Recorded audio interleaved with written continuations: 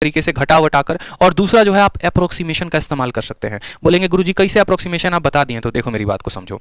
आप देखो तो ये 5,90,828 रुपए है, ठीक है, और ये 6,52,920 रुपए है, यानी इससे ये संख्या कितनी ज्यादा है, तो लगभग 62,000 रुपए ज्यादा है। आप देखोगे तो बोलोगे सर 10,000 ये हो गया और 52,000 वो हो गया, 62,000 हो गया। कितना हो गया, तो 62,000 हो गया। समझ रहे हैं मेरी बात को, 62,000 हो गया। इसका 10% कितना होगा, तो बोलोगे सर इसका 10% जो है 5,90,000 का 10% होता है 59,000, ठीक है, 59,000। समझ में आ गया मेरा बात। और इसका 1% कितना होगा, तो 59,000 का 1% होता है 5,900, यानी जब आप इनको जोड़ोगे तो 59 और 5 देखो 9, 9 5 14, यानी 64,000। हमारा जो बढ़त है वो 62,000 का है, और अप्रोक्सीमेशन से मैंने 11% कैलकुलेट किया। ये 10% और ये 1%, यानी 11%। 11% का मान जो है वो 64,000 आ रहा है, और जो बढ़त है वो सिर्फ 12% की है, यानी जो हमारी वैल्यू होगी वो 11 से थोड़ी सी कम होगी और 10% से ज्यादा होगी, यानी ऑप्शन नंबर ए होगा। ऐसे सवाल पेपर में नहीं बनाने होते, सॉल्व नहीं करने होते, थोड़ी सी बुद्धि का प्रयोग करना होता है और सवाल बन जाता है। दोबारा से मैं आपको फिर से बता रहा हूं, आप एक लगभग अप्रोक्सीमेट वैल्यू देखिए। अप्रोक्सीमेट का मतलब एक अंदाज से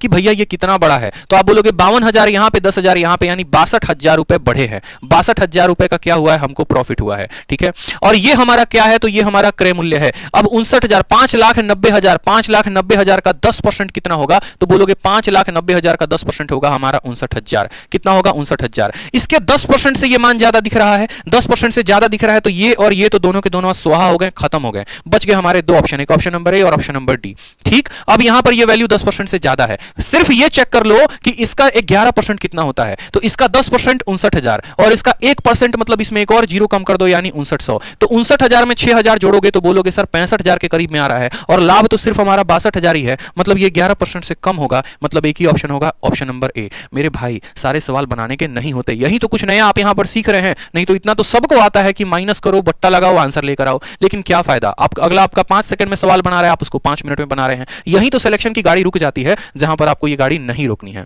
समझ में आया आपको ये बात, क्लियर हुआ आपको ये बात, कोई समस्या की बात यहां पे। चलिए अगला सवाल देखिए, अगला सवाल आपके सामने है यहां पर, ठीक है। चलो अगला सवाल देखो, एक टेबल को आप 600 रुपए में बेचते हो और 20% का लाभ होता है, तो ओरिजिनल प्राइस क्या होगा। मैंने कहा था ना 3 टर्म्स में से कोई 2 टर्म दे दिया जाएगा और तीसरे का मान आपसे पूछेगा।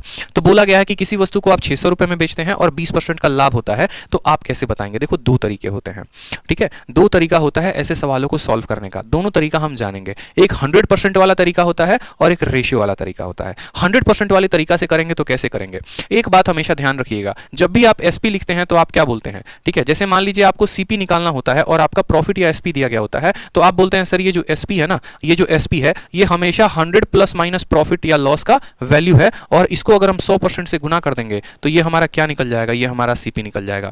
यानी सीपी बराबर SP divided by 100 plus minus profit या लॉस परसेंट इंटू 100। यानी यहां पर आप ऐसे बोलेंगे, आपने वस्तु को बेचा कितने में, तो बोलोगे सर सेलिंग प्राइस कितनी है, तो 600 रुपए की है। बेचने पर आपको लाभ हुआ कि हानि हुआ, तो बोलेंगे सर 20% का लाभ हुआ, यानी 100 में 20 का लाभ, यानी बोलेंगे सर 120 हो गया। ये कितने परसेंट का मान है, तो 120% का, और कितने का निकालना है, तो बोलोगे सर 100% का निकालना है। 0 से 0 खत्म, 12 से काटोगे 5 बार में, परसेंट से परसेंट खत्म, आंसर कितना आएगा, 500 आएगा।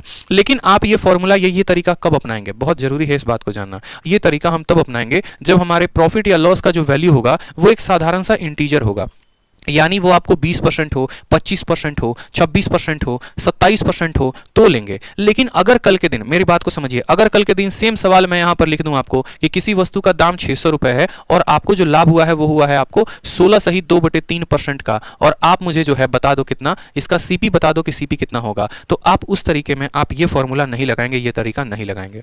फिर से मेरी बात को समझिए, आपका जो एसपी है वो एसपी कितना दिया जाएगा, माफ करिएगा, यहां पर आपका एसपी 700 रुपए दिया जाएगा, आपका प्रॉफिट इतने का है, आपसे सीपी पूछेगा, तो उस केस में आप वो तरीका नहीं लगाएंगे। आप क्या बोलेंगे, आप सिंपल सा बात बोलेंगे। देखो आप अगर मान लो वो फॉर्मूला लगाते हो तो बोलोगे जो 700 रुपए है वो 100 और प्लस जितना प्रॉफिट होता है जोड़ देते हैं, तो 16 सही 2/3 जोड़ो और फिर इंटू करो 100। एक बच्चे को बस इतना ही तो पता होता है, उसको हमेशा ये बात ध्यान रहता है कि भैया प्रॉफिट आया तो जोड़ना है, लॉस आया तो घटाना है। बेचारा छोटा कंसेप्ट जानता है, थोड़ा कंसेप्ट जानता है, और उसमें वो गच्चा खा जाता है। अब गच्चा खा जाएगा तो क्या होगा, यहां पर गलती कर देगा 100 में जोड़ के, और जिसके चलते उसका उत्तर आएगा नहीं। तो आपको आज एक बात मैं सिखाऊंगा जो आपको ध्यान रखना है, और वो क्या रखना है, आप लोग अपने अपने कॉपी में नोट करो। देखो 2 तरीके के प्रॉफिट या लॉस के परसेंटेज होते हैं, और वो क्या क्या होते हैं। एक तरीका होता है दुनिया का सारा इंटीजर, जैसे 1%, 2%, 5%, 10%, ठीक है।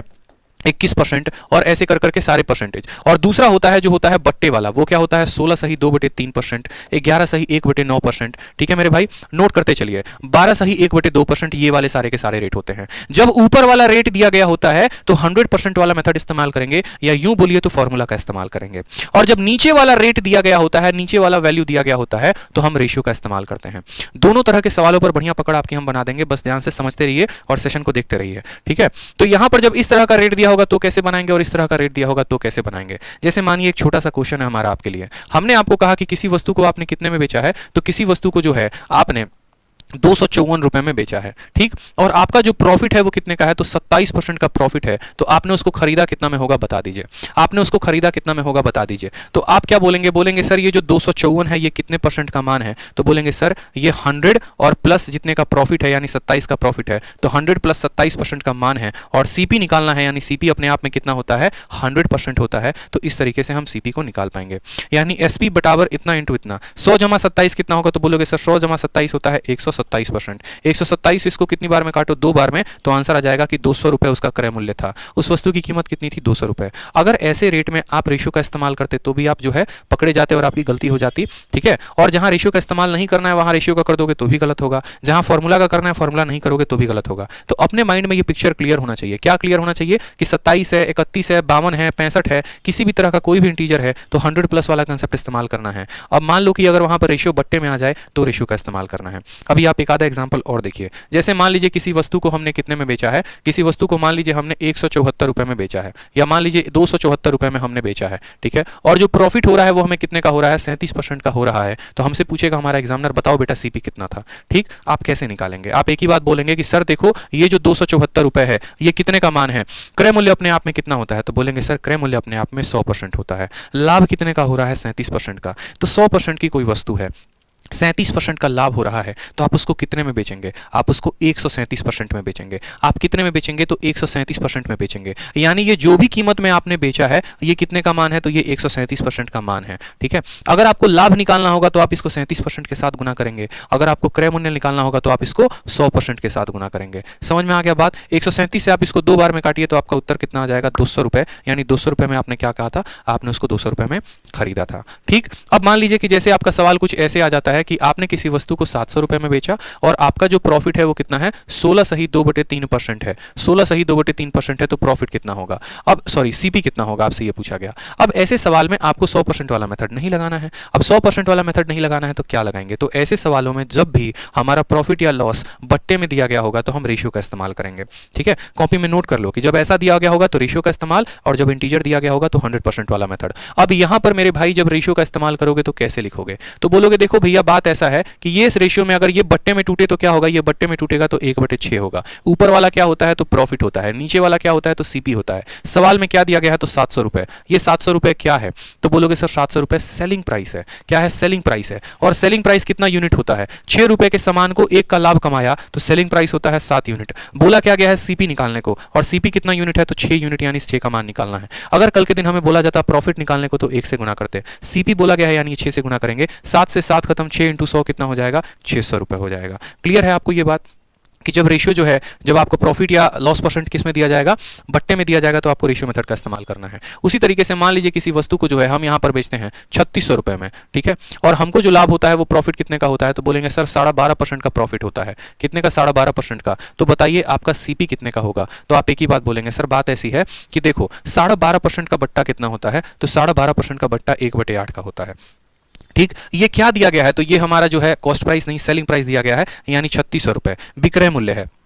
ठीक है, 6 रुपए 8 रुपए के सामान को 1 रुपया के लाभ पर बेचते हैं, यानी ये कितने का मान है, तो ये 9 का मान है। क्यों, क्योंकि ये जो है हमारा क्या है, सीपी है, और ऊपर वाला क्या है, प्रॉफिट है। 8 को 1 का लाभ यानी 9 में बेचा, और पूछा क्या गया है, सीपी का मान पूछा गया है, यानी 8 का मान पूछा गया है। 9 से काटेंगे तो 400 बार में 8 × 400 कितना हो जाएगा, 3200 रुपए जो है वो हमारा क्या आएगा, क्रय मूल्य आएगा। तो छोटी छोटी बातें आप समझ रहे हैं, कहां पर किसका प्रयोग करना है वो जान रहे हैं। अगर ये नहीं जानेंगे तो आगे आने वाले सवाल आपके लिए मुश्किलें खड़ा कर सकती हैं। ठीक है, तो चलिए सवाल पर अपने हम आ जाते हैं, और सवाल पर हमसे क्या पूछा है वो देखिए। सवाल में आपसे बोला गया है कि एक वस्तु को बेचने पर एक व्यापारी को 10% की हानि होती है। यदि वस्तु का क्रय मूल्य 15 रुपए है तो वस्तु का विक्रय मूल्य कितना होगा। ठीक है, आपसे ये पूछा गया है कि किसी वस्तु को आप 15 रुपए में खरीदते हैं और 10% की हानि